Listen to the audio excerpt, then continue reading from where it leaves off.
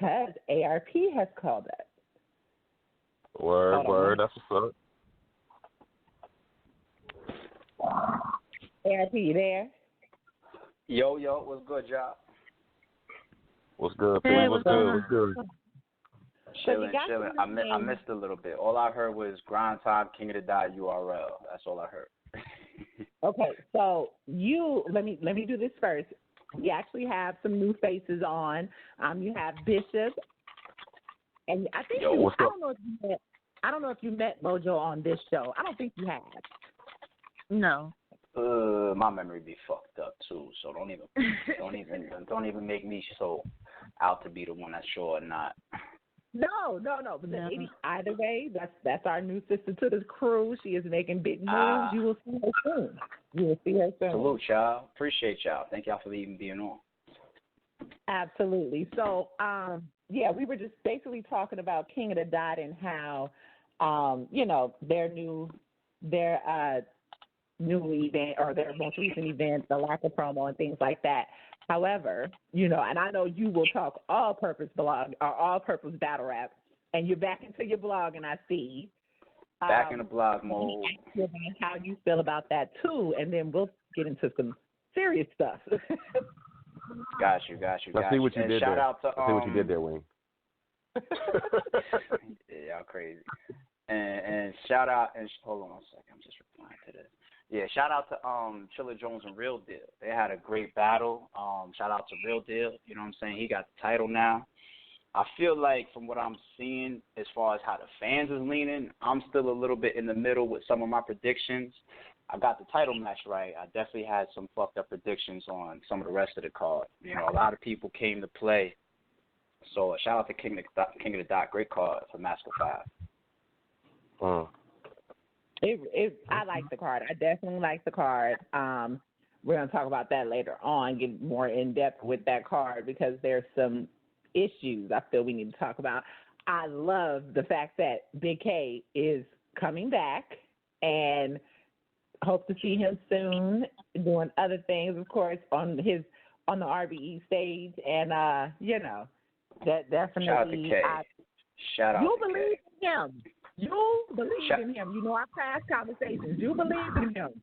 I have to give you that. K is a good example of somebody who has crazy talent, has that unique image. He stands out. You know what I'm saying? From whether it's the blocking people on Twitter or the way he speaks on Twitter, like, I'll authority to everybody in my entire career, eat shit, you nerds, him being funny and sarcastic at times, to the big beard and, or being quiet until it's time to take the stage. He's got an image. You know what I'm saying? Like, no matter what, you pay attention to him, he's got star power on his name in this game. And being that he built that up and to see him, moving around, taking his opportunities, he, to me, is a good example of, just a classic battle rapper making the most of his career in this game. He takes good opportunities. You call that man with an opponent and the money that he needs to take the stage, he's there. And he's always been a stand-up businessman. So big salute and shout out to Big K. Fuck with him. Hey, ARP, man, I like to say, man, salute to you, man. It's Bishop, man. I like to say salute to you because, you've been giving these brothers, saying like second chances, a lot of guys to get their career back on track. And not only that, man, you giving LL Cool J, which I rocks with him heavy, man, a chance, on this card because the brother's nice. Yeah. You know what I'm saying? Yeah, I'm going to speak about LL Cool J in a second. I'm glad you brought that up. But back to the first thing, I appreciate that as well. The second chance thing, those brothers definitely fit. You know what I'm saying? But the way that we saw it is when we came in and we had our first card, top of 2014. I mean, we announced our first card 2013, fourth quarter. And it was like, who's these people? What's this? What's going on? Like, these matchups is weird. We have some top tiers as up-and-comers like Verb versus Boom, Goods versus Danger Zone, Sway versus Raw. Raw was a heavy underdog. You know what I mean? And it was like, that's kind of what sparked Blood, Sweat, and Tears. But we looked at it like reviving the mid-class and really just going for quality instead of just name and star power. You know what I'm saying? So it's just like, it don't matter whether you guys want to click somebody like JC a million times. He's one of the nicest. We're going to put him on as many cards as possible.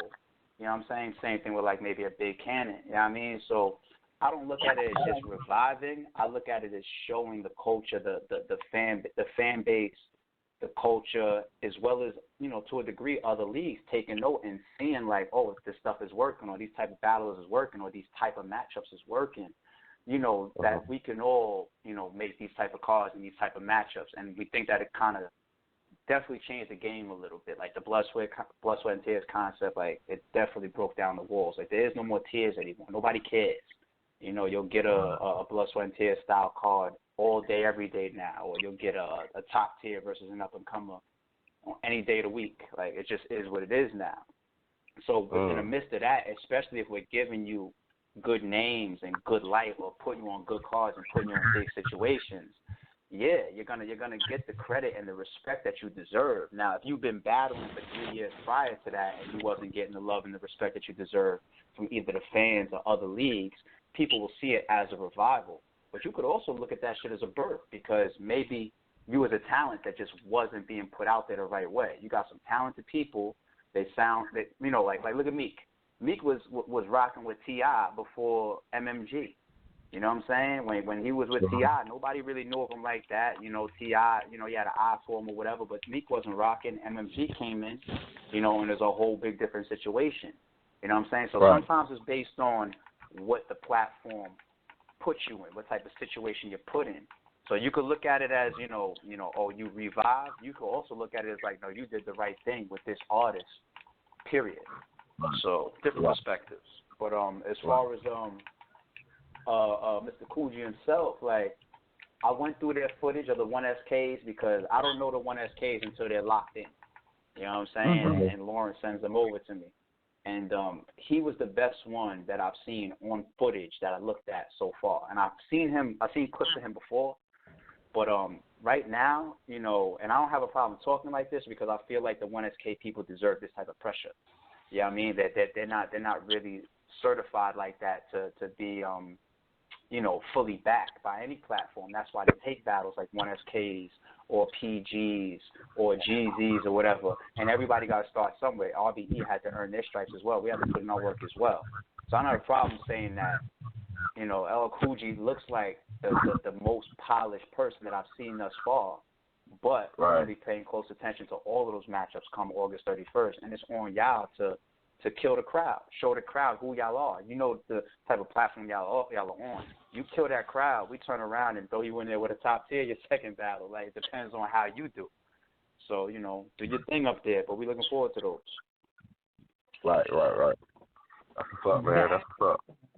Let me ask this question. Speaking of LL Cool J, is this somebody, in your opinion, since you kind of got free with him, with the speech about him, but is this somebody that you could see, if he does well, is he somebody that you could see that would advance to like a on-site that you guys do? Definitely. And I owe y'all a blog clarifying those steps now. You know what I'm saying? Because one thing about us is we're trying to take constructive criticism seriously. You know, we always have. I always said it's not what you do, it's how you do it. Like, you come to us and you say, you know, this could be polished up, or if y'all could really take a better look into this. We hear you and we respect those opinions. And we've been getting some feedback about the 1SKs recently, constructive criticism. You know, I did an interview last week where we got some pretty good constructive criticism from Black Compass Media. I got constructive criticism behind the scenes from Peso and No Mercy from Trap House. They send people over a lot. And the criticism usually is that, you know, we're not always grabbing the best of the up-and-comers. You know, we got to scout some of these guys out a little bit better. And then the second criticism is, you know, more follow-ups. You know what I'm saying? Yes. With some of the guys that do kill the stage. So that's one of the announcements that I'm going to try to get out as soon as possible, that the on-site battles, you know, I don't want to say that they won't be for some of the main battles anymore, but we're definitely going to make sure that we use the 1SK graduates to move into the on-site 3-rounders. You know what I mean? So that's one thing. So you can look forward to that. If you come and you kill your on-site and we see something in you where it's like, you know what, this guy could eventually end up in there with some crazy matchups and on some crazy cards and move up the ranks, you know, your second call back will probably be for an on-site 3-rounder. That is Right. so. Would you ever do? Let me give a plug real quick because one of the NSKs actually, I would say that this is his graduation because I think is this his first on-site Chip Gambino and MVP. And the shitty thing about that battle right there is I look at that battle almost even. You know what I'm saying? Like I think MVP might have choked or slipped up at the end of his first round. Like he was just like, go ahead, go. And Chip, he let I think some talk behind MVP throw him off at the end of his third, and he was like, man, niggas ain't talking, go ahead. You know what I mean? And both of them is I don't look at them and knock them for either situation, but you still gotta go through your shit. Like I've watched some battlers go through hell and back. You know what I mean, look at Hollow and Math. The arguing and the fussing behind them that fans say someone was coming from the entourages and all that shit, yet they had to stay on their material. Like, unfortunately, that's part of it. You know what I mean? So I still look at those guys in that battle that we just dropped, like, man, both of those guys is crazy. You know what I mean? And they're 2 out of 4 people that I think we got our eyes on right now to possibly start, working a little bit forward with, and that's MVP, Chip Gambino, Remedy Loco. You know what I'm saying? We weren't able to get him to Atlanta for one of our recent cards, but we still got our eyes on him. And LL Cool G. But, LL Cool G's opponent could change that. So, we're definitely paying attention to the 1SKs at this point. Would you ever do a full card on-site type of event? As long as we feel like it'll be constructive for the people involved. Like, we don't want to put a on-site card together full of 1SK battlers, and then, the fans and the culture turns around and says, oh, what's this? Where's the top tiers? Where's Loaded Lux? Where's Murder Mook? You know what I'm saying? Because then we hurt the 1SK guys. You know what I mean? Actually, our system and our approach to things has helped them because you don't see an up-and-coming guy that you may never heard of before on a card with a Jay Mills or a Hollow or a Mook or a Hitman. You don't see that. You know what I'm saying? The same stream that we put a Hitman versus Bill Collector on, you're going to see somebody that you never heard of before. You know what I mean? Coming up, we got this historic battle between Math Hoffa and Serius Jones. You got names on there that you may have never seen before in your life, and they're going to be on that stream as well. So that, I think, is a little bit more impactful for the 1SK guys than giving them their own card, because I can get more eyes on them, putting them on in that situation versus if I come out and I say, look, we got 6 battles of, these guys right here. Like, am I going to get you guys' interest the right way? If I put up a poll on it, people going to say that they're going to watch it. If I stream that, are they going to watch it? You know what I'm saying? Like, I got more eyes on them saying that, I remember the guy from the Hitman and Bill Collector card. He killed, and that just dropped on the channel. Let me check that out again. I remember that being a good one. You know what I'm saying? Yeah. So it's you got to weigh that out. That whole concept of the Ill Will and Calico battle, right? What y'all had on, the whole setup. Yo, man, I was like, if they did a whole card like that would be crazy. Yeah. Oh, I'll tell you the 2 problems with that. And that battle right there is what birthed the on-site series for us, and that battle is also one of the reasons why we say, I don't want to come out and publicly say the on-sites is only for 1SK graduates, because we might want to turn around and do some shit like that again for like a big match. You know what I'm saying? But there's 2 problems with that. There's 2 problems with doing an entire card like that. Number one, the battlers involved, like if we put together a crazy card of people and matchups that you guys would want to see, those battlers are going to be charging RBE. They're not doing that battle for free. They don't give a fuck where it is. They don't care. They're like, you tell me what the address is, I'll be there to rap, and just tell me how much I'm making. You know what I'm saying? So because I still got to pay the battler, once again, when I incur that cost from them, how do I, start to flip that? How do I get my money now as a platform? You can't really charge people for a public space. You can't really control it with the way you can control a venue. You can walk people through the front door, go through security, and say, all right, it costs X amount to come in and watch the show. You can't really do that in a public space. That's number one. Number 2, as far as streaming it becomes a little bit of a problem too, because you work with somebody like an Avocado. Avocado doesn't stream. He won't do a streaming service off of hotspots or Wi-Fi. You know what I'm saying? Like, he just likes to stamp his service that strongly where he's like, I need a dedicated line. You know what I'm saying? So when we had that battle not happen in the building, Ill Will versus Calico, and we took it to the street, our immediate tweet when we was on the way to the location was, everybody that's on the stream, give us about an hour, this going down. Then we got there, everybody started formulating, we got both of those guys in front of each other. Avocado actually tapped me on the shoulder, is like, this Wi-Fi isn't strong enough. It's not reliable enough where we're at, and it's going to drop out. Like, it's going to be freezing and shit. So you guys that are on the stream, like, you might see 10 seconds, then it freezes for 40 seconds because it drops, and then it comes. And then he was just like, yo, we're just going to have to shoot it and VOD it. So it was like, fuck. But that's a limitation of being in random places. You know what I'm saying? So being that you're losing your door money or your ticket money, your control ticket money, and you don't have as much as of a reliable situation where you could be doing a dedicated line for a stream, that presents a problem. So to say, like, yo, we want to do an entire on-site card, if the battlers don't want to charge me, we'll do it for y'all. You know what I'm saying? Put it that way. Well, let's get into this. Let's get into the matter at hand.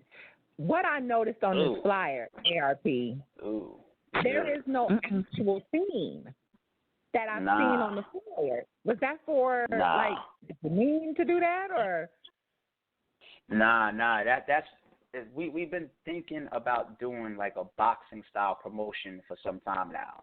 Ever since August last year, actually, it started as a challenge to Math Hoffa and to other battlers because as league owners and platform owners and battlers negotiate and argue and debate behind the scenes, that what you're worth sometimes always becomes a topic.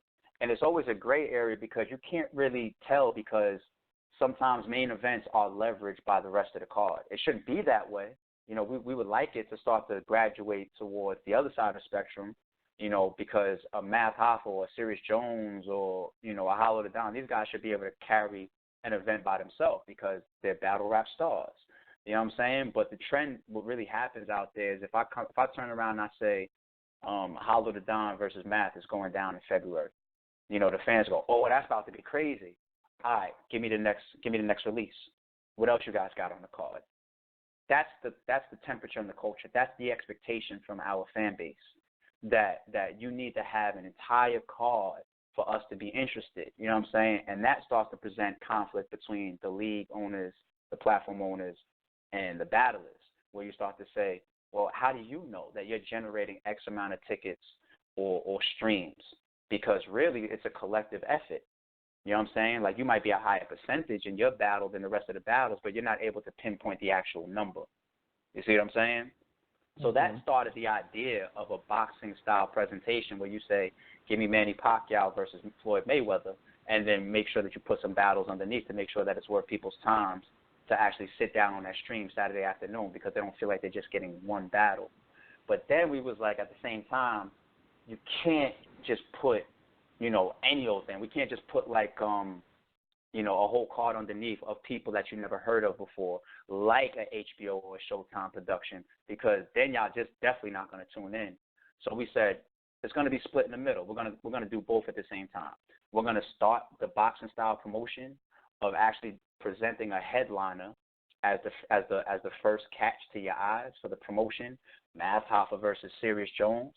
But we're still going to give you some quality battlers and matchups underneath, battles that you should pay attention to and that you should want to see that Saturday leading up to the main event. That's the whole concept. And we saw a little tugging back and forth, in the public, and it was fully expected on the RBE side because when you're the first to do something or when you do something new or when you change the formula and you give people something that they don't expect, people are always going to buck. People buck change a little bit. But this is not the first time you're going to see RBE do it because we said, you know what, this match right here is the opportunity to jump out here and try that approach because you want to know what? Math Hoffa and Serius Jones' situation goes outside of battle rap. There's people that don't follow battle rap that know about that situation. I always use the example of TMZ. TMZ doesn't cover battle rap, but let Math and Disaster get into some shit. Let Math and Serius Jones get into some shit. They're going to be talking about it. Similar to Vlad. Vlad doesn't cover battle rap too much. You know what I'm saying? But he posted part one of the face-off on his website because of the Math Hoffa and Serius Jones incident. You see what I'm saying? So that's where that type of promotional approach starts to garner eyes and attention from sites and media and people outside that don't necessarily follow battle rap 24/7 the way that we do. If this card was called Pearly Gates, I don't know if Vlad and TMZ and all these people would be interested in it. But I come out with that promotion, I say Floyd Mayweather versus Manny Pacquiao, and it starts to ring a bell with people that don't follow battle rap as much as we follow battle rap.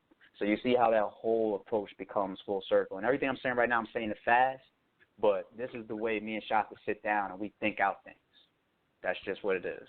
So I was definitely going to ask that, like, what was the thought process? Because, like you said, with Absolutely. the high profile, there's the positives of what this could bring, what, you know, the anticipation of it and the, you know, the scope. But then, of course, the downside, and, you know, you got fans talking about, I don't know if this is going to be a good thing because of the face-off series, and then, you know, different comments on Twitter, lives, the whole exposing about the what was it about they were supposed to have the fade. I know contractually you stay on your shit, and you basically, I'm sure you let it be known there will be none of that on this stage, because when I see those type of comments, the first thing I say is, you know what, shit, that could have been the same thing with Math and Hollow. It got a little crazy at first, hear different things, but y'all held it down. The music room, for people who don't know, is not a very big space, so it's going to be very close-knit. They're going to be very close to that energy, you're going to feel that energy. You're going to feel that. Anybody that was in the building for, like, Math and Show Off, you can't really feel it. You can't feel it as much on YouTube when you watch the battle.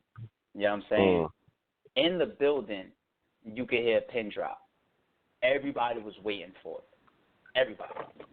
The feeling of that battle in the building was like, it's going to happen any moment now. It's going to happen. It's going to happen. And I did my best to try to visually pinpoint little moments where back and forth started and hop in the middle. Because sometimes that's all it takes to bring the energy down, a split second.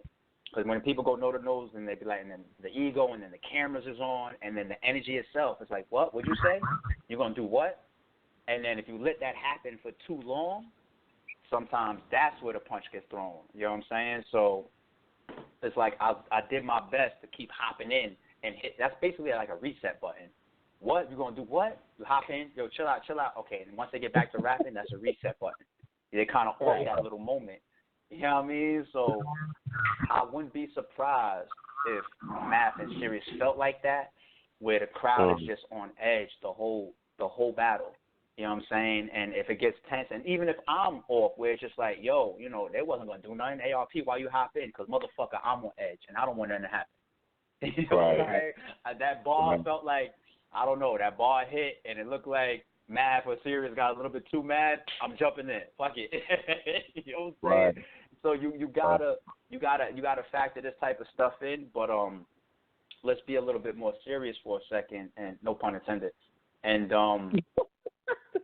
I know, right? Like let's be a little bit more serious. I know. Yeah, you can't even say you know, the aftermath of their last situation, because then it's like, oh, is that a bar? Are you saying after? Right. No, like you know what I'm saying? It's like you gotta be careful with your fucking words around this battle. But in all seriousness, no pun intended. There you go. He can't help it, man. He can't help it. All right. Let's speak more there in a more real reality approach, okay? the situation that these guys could end up in if anything went left really isn't worth it. I know that there's a lot of feedback out there of, you know, RBE, y'all are going to be very liable. Y'all going to be a part of this black eye on the culture. If this happens again, you guys are the ones that brought them together. Let me address this shit in multiple stages, in multiple parts. Number one, liability. RBE has constructed a card that has put Math and Serius Jones in front of each other August 31st. So do we have some responsibility to it? Of course, because these guys were probably doing whatever they was doing until the talk started happening amongst all three parties behind the scenes, and we all put it together. Okay? So we do have some responsibility. But I'm not going to allow people to just focus on the platform and forget the fact that these are two grown men with no guns to their heads that decided to sign on to a business and battle rap situation to put on a show for fans August 31st. That's what these guys don't have to see each other. They never have to talk. They never have to rap to each other. They both agreed to do this. They both thought it out. When I had my conversation with Serius Jones, we got back on the line like several days later. They had time to sleep, think about it, both sides. And this battle has been put on the table in front of them multiple times. You know what I'm saying? Multiple times. Now, even to go a step further from that now, these guys being in this situation, you know, to go back and forth with each other, the business that's tied to it is a factor. You know what I'm saying? Like, who are we kidding? If we're about to do this battle and we start negotiations and I say, all right, let's do it for $1,000 each, they're going to say it's not worth it. They're going to say that amount of money isn't worth me standing in front of a person that I dislike or have that type of history with. So the financial business side of it is part of it. You know what I'm saying? Then let's talk about the legalities. Legally, we requested the venue to put an on-duty in the building, an on-duty officer. You know what I'm saying? Now, I don't have confirmation back that that's happening. I got to follow up with that this week because that actual conversation happened recently, so I'm going to follow up this week. I don't know how the venue works that out, if that's a phone call to the police department or if they got to pay. So I don't know how that works. But we requested the venue. Like, the venue fully knows the battle that's coming in. I couldn't have gotten this battle done in New York. Drum would never allow me in there with Math and Serius Jones. Never. You know what I'm saying? They barely wanted Math in there versus Show Off. You know what I'm saying? They barely wanted Big K in there versus John when they heard that they was going to get into it, when they seen tweets between them. So this battle would have never gone down in Club Drum. And you even see me talking to Hollow during the intro of him versus Math, like, yo, my bad for screaming at y'all. This venue, they on me crazy. That's right. Just the way Drum is. You know what I'm saying? You see that in the footage. Whereas, in Atlanta, and especially in the music room, they're more open to some of this stuff, just like as long as they're aware. So they know what's coming. You know what I'm saying? And when I say the on duty in the building, which is what RBE hopes for, we hope that the venue was able to do that because that's more worked out between the venue than it is with RBE. I want them to have that type of liability. You know what I'm saying? It's a fucked up position that we're all in, but why expose yourself to fucking catching an assault charge or some dumb shit out of state? It's not worth it because we know we're showing up for a show. So when they start asking RBE, what are you doing to ensure that the battle completes and that everybody is safe? Listen, I'm trying to put a cop there for y'all. Don't turn around and ask me, RBE, take certain measures, but then tell me that we're making y'all uncomfortable. Which one do you want? You know what I'm saying? So I'll make it loud and clear publicly, like, listen, if that on duty is there, what you want to do? You want to risk getting yourself, handcuffed that day because somebody seen you throw a punch? Is it worth it? When you could walk around the corner? And that leads me to my fourth point. When I say walk around the corner, this is another reason why we were confident in booking the battle. These guys have been in the same space multiple times ever since Math punched Serius Jones on that stage. They've been on the same card in Toronto. King of the Dot took that risk of booking them and even putting them on the same card in Toronto. Serius Jones, he called out Math on stage. There's different stories of I was outside waiting for you or I didn't see you, blah, blah, whatever. Either way, they was both out there. You know what I'm saying? Fast forward even to the RBE card earlier this year. Math was on the card. He had Hollow. Serius was on the card. He had Ill Will. They was in the same space that day on the card as well as the day before at the face-offs. They were in the same room. You know what I'm saying? They actually had some back and forth that's on YouTube right now of when they was in the lobby, Math and Serius Jones. You know what I'm saying? Not only that, we could fast forward to the face-off. You know what I'm saying? That's once again, y'all was in the same spot. Before we cut the cameras on, we're all sitting in the same room that they don't fuck with each other. They didn't shake hands. They didn't talk to each other. You know what I'm saying? They didn't try to be buddy, cool, nothing. But there's an interview, I think it's on Hip Hop Is Real, where you see me talking, and Knowledge spins the camera to Math, who's sitting next to me, and he spins the camera behind him, and he's got Serius standing behind him. So even before the face-off started, these guys are keeping their cool, and they're being professional, and they're in the same room. If you ever been to the 15 Minutes of Fame studio, that shit is 30 square feet. Everybody's standing next to each other. You know what I'm saying? So for us to have all these different situations and then get to the actual battle rap stage where you guys have all types of legal liabilities, and that's one that I left out. Like, you can have a legal problem with RBE. It's not worth it. If I lose business-wise or legally, and if I have a problem legally, I'm going to make that somebody else's problem. I'm not just going to take on somebody's problem. Like let's say the venue has a problem with me financially or legally. I'm going to incorporate the person that actually created that action, because this is business, and people would do it to me. If I fuck somebody's money up or somebody's situation up, I would make myself legally liable. And if a battler turns around and decides to sue RBE, I would expect it. So they should damn sure expect the same thing coming from us, because you want to know what? We signed contracts for a reason.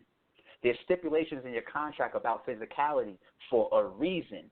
We're not signing these pieces of paper for fucking play to act like, oh, everybody, we're so cool because we're doing business. I'm the man. I'm a celebrity. No. Y'all could act like that.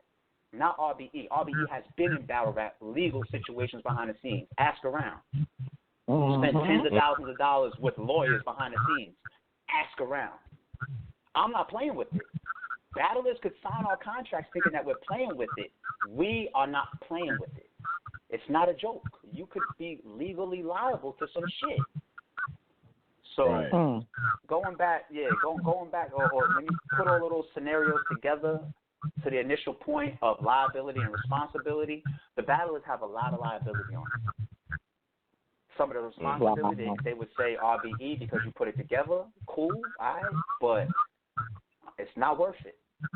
So I think we should, if it's tense moments, cool. If it got to be calmed down for a second, cool. But both of these guys need to make sure that punch does not get thrown. It's not worth it, or else we should have never all signed on to do it. I have belief in them. That's why RBE accepts to be involved in the battle. I believe that they can do it. They better believe in themselves and what they signed up for as well, because it's not worth the fallout. And then on top of that, you burn the bridge and you break the relationship. Right. You know what I'm saying? Like if Math Hoffa punches Serius Jones just because he heard a bar that he didn't like, or if Serius Jones, flinches or whatever because he thought that Math was, too close and he decides to hook off on Math, we can't book you anymore. That's lost money. You guys see that we take care of you guys pretty well when you come on RBE. It's not worth burning that bridge, because you guys could have crazy opponents and good paydays on RBE going forward. Ask around about us. You know what? And speaking all of this shit ain't worth it. Oh, go ahead. I'm sorry. Go ahead. No, that's it. That's what I'm saying. It's all everything I just said. You put all that together in a ball. It's not worth it. It's not worth it at all. You Especially know what? when you guys could walk around the corner and do it after or before the battle. It's not worth it. Right. I'm glad you really cleared that up for fans, because that's really all that you see. And I don't think the legality side and the other things, like you said, different footage, they've had ample time and opportunity to do certain things. I'm glad you did clear that up. I really appreciate you for that. But I'm gonna say something else too, because I just want to kind of know, because you have not been up here for a little minute, but I think I should say this on air. You are definitely a friend to this show, and I think people was thinking we were a little biased towards you.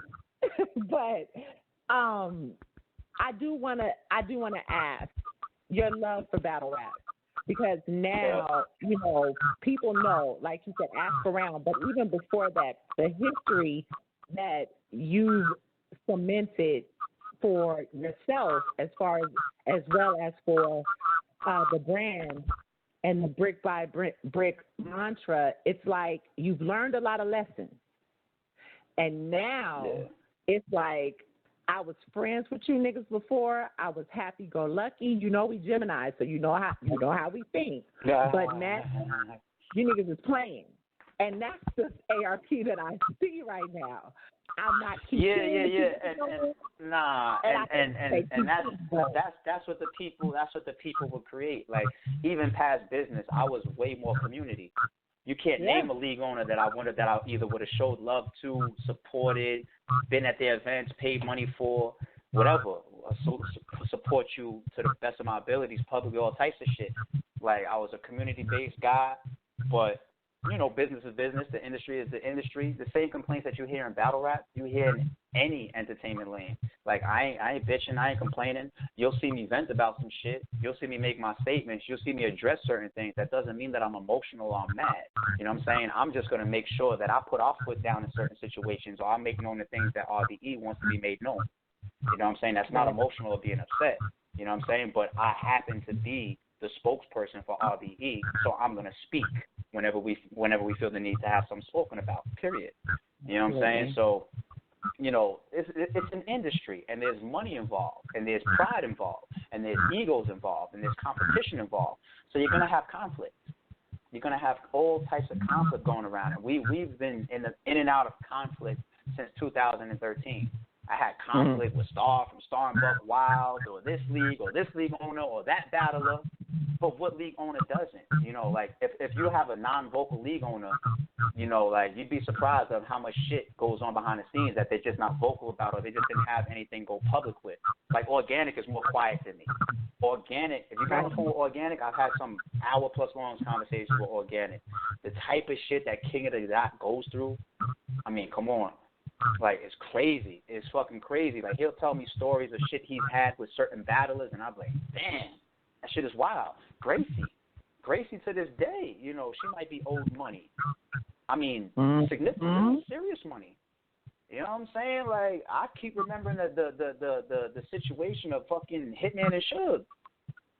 You know what I'm saying? It's like that shit'll make people flip their lids because there's people's money involved and all kinds of cars and events, and you know, it's like you have to adapt.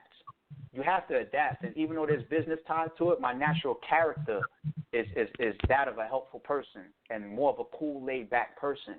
You know what I'm saying? But sometimes the cool and the laid-back person, eventually somebody tries to take advantage of that because they forget that you got the other side to you, like you said, a Gemini. You know what I mean? And every once in a while you got to remind people. And that's shitty that people need those reminders to act right. You know what I'm saying? But that's just the world for you. People will eventually push your hand until you have to remind them, like, it's not for play over here.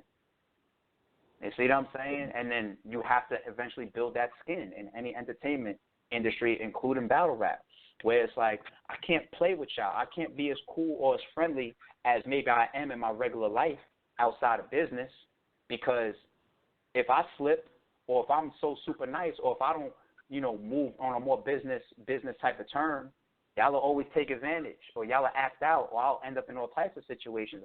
I argue now with people that was with us since day one. You know what I'm saying? I recently argued with Oops. I recently argued with Jims. You know what I'm saying? People want certain opponents or certain amounts of money or whatever.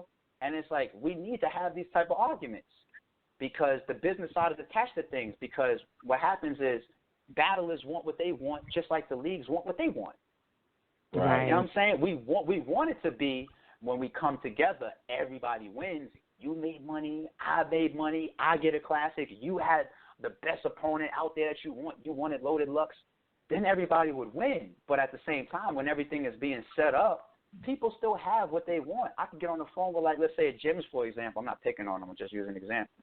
You know what I'm saying? And, you know, he's got his own responsibilities and bills and things to take care of. And I might be like, yo, I could do boom, boom, boom, boom for you. And he might be like, yo, I need, you know, another 1,000 on that. Or I need this. I need 2 nights hotel. And then you start to have a dispute because it's just two differences of what should be required to put the battle together, or how much it should cost, or budgeting. You know, on his side, he's determining his work. On our side, we have actual analytics, and we're looking into the budgeting and have a trend of delivering these events and working with certain people. So you start to have conflict. You know what I mean? And the more and more you have these little conflicts and back and forth that really, really are business, it reminds you that you have to be more business to stay successful. You know what I'm saying? It can't just be everything about friendship. It can't. You know, it can't just be all about favors, especially when you end up doing 90% more favors than are done for you. You know what I mean? Like, there's a lot of favors that have never been returned to RBE. You know what I'm saying? And we ain't going to sit around holding our breath for them. Instead, we got to get ours on the front side. Right. So, yo, ARP, man, no lie. I was just laughing with one of my homeboys. You know, it was a couple months ago. I said, man, he got Swave. He got Clips. The next thing you know, I'm like, okay, he got K-Shine. I was like, oh, hell. He going to have the J Mill. I said, man, he going to have the whole Harlem on the card. I said, man, it'd be something if he get T-Rex.